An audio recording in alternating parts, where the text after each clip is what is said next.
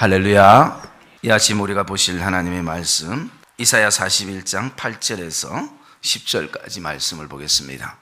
이사야 41장 8절에서 10절까지 말씀입니다.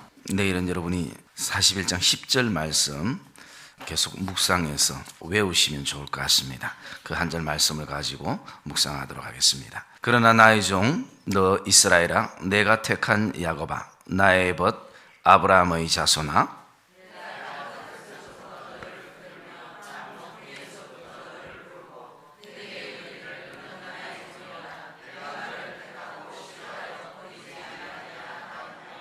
두려워하지 말라. 내가 너와 함께함이라. 놀라지 말라. 나는 내 하나님이 됨이라. 내가 너를 굳세게 하리라. 참으로 너를 도와주리라. 참으로 나의 어려운 오른손으로 너를 붙들리라. 아멘.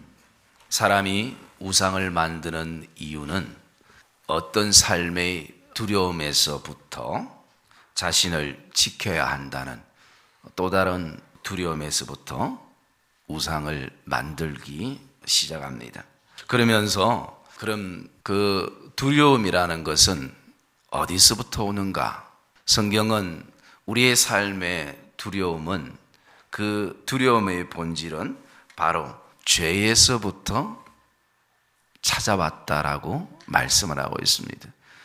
그래서 죄에 대한 정의는 먼저 빗나가다라는 의미가 있습니다.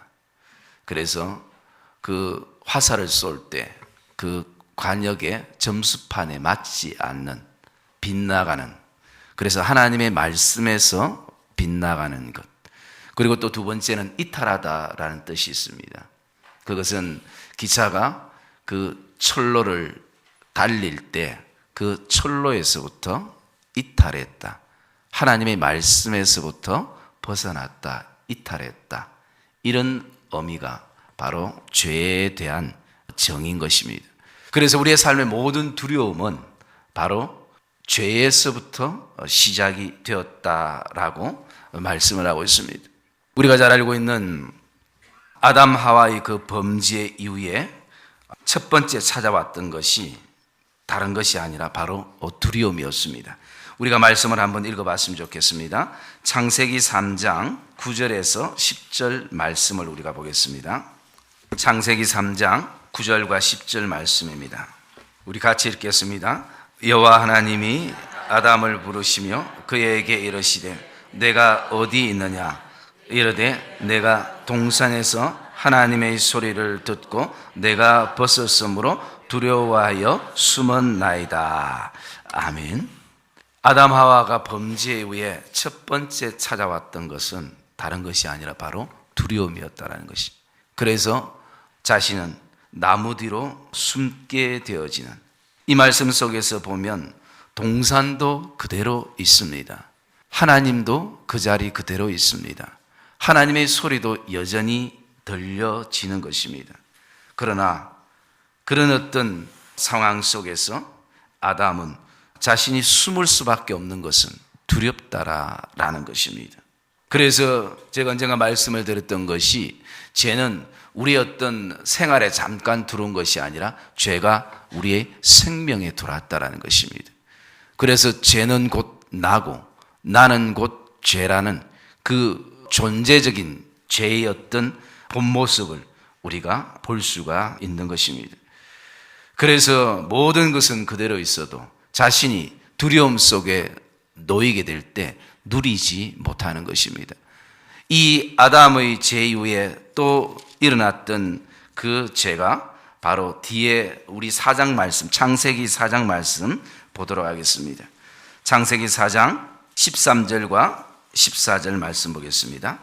창세기 4장 13절과 14절 같이 읽겠습니다. 가인이 여호와께 아뢰되 내 재벌이 너무 무거우니이다. 주께서 오늘 이 지면에서 나를 쫓아내시온즉 내가 주의 낯을 배웁지 못하리니 내가 땅에서 피하며 유리하는 자가 될지라. 무릇 나를 만나는 자마다 나를 죽이겠나이다. 아멘.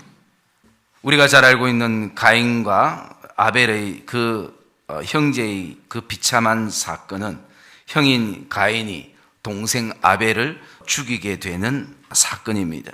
그 사건 속에서 가인은 오늘 내 동생 아벨을 죽이면 자신은 모든 것이 자신의 것이 될 것이라고 생각을 하게 됩니다. 그리고 나가서 내가 동생을 죽이면 이제는 동생이 없으므로 내가 하나님의 사랑을 독차지하고 그리고 나가서 이제 내 삶이 평안할 것이라고 생각했습니다. 그러나 그 동생을 죽인 후에 그는 두려움에 놓이게 되는 것입니다. 그 두려움은 오늘 말씀처럼 무릇 나를 만나는 자마다 나를 죽이겠나이다 라는 그 두려움에 놓이는 것입니다. 그래서 우리가 이 끊임없이 이 두려움에서부터 뭔가 자신을 지켜야 한다는 생각 속에 인간들은 바로 우상을 만들게 되어지는 것입니다. 그러므로 우리가 이 본질적인 두려움의 근원이 죄에서부터 흘러나왔다는 것을 알게 되어지고 그리고 그 죄에서부터 흘러났던 두려움은 우리의 삶에 여러 가지로 파생되어서 흘러나오는 것입니다. 거기에는 많은 두려움들이 있습니다. 죄로부터 시작해서 첫째 우리가 가지는 두려움은 바로 죽음에 대한 두려움인 것입니다. 그리고 또 고난에 대한 두려움이 우리에게 있습니다. 그리고 미래에 대한 두려움도 우리가 가지고 있습니다. 그리고 자기 자신에 대한 두려움도 우리가 가지고 있는 것입니다. 그리고 나가서 어떤 두려움에 대한 또 다른 두려움이 우리의 삶에 엄습해 올 때도 있습니다. 그리고 나아가서 우리의 삶 속에서 어리석음에 대한 두려움도 우리에게 있는 것입니다. 그래서 이 모든 두려움들은 다른 것이 아니라 바로 하나님을 알지 못하는 데서부터 시작이 되는 것입니다. 그래서 오늘 이사야 41장 10절의 말씀에 하나님이 두려워하지 말라. 내가 너와 함께 함이니라. 놀라지 말라. 나는 내 하나님이 됨이니라.